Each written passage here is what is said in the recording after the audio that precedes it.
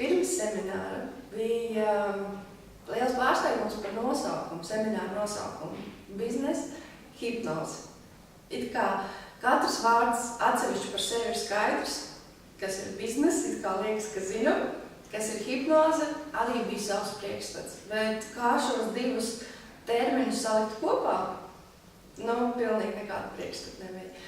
Un tad šī ziņkāre, kā to var salikt kopā, bija arī viens no momentiem, kas pamudināja apmeklēt kursus.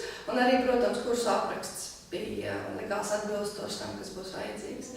Lūk, un semināra laikā bija ļoti daudz mazas, interesantas lietas, kuras kā odzīgs varēja uzlasīt no semināra darbības laika.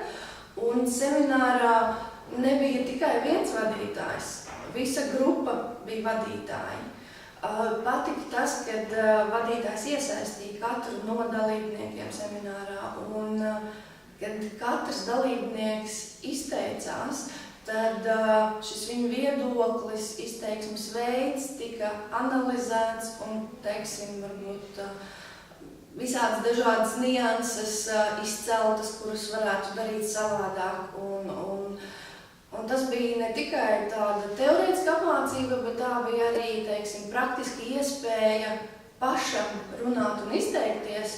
Un līdz ar to tu ne tikai gūsti no tā, ko tev māca kā lekcijā, bet tu vairāk mēģini pats to darīt. Un tad tu it kā varbūt lietas, kuras liekas skaidrs, kad tu mēģini runāt un to darīt, tad izrādās, ka tas nemaz tik viegli nepadodās.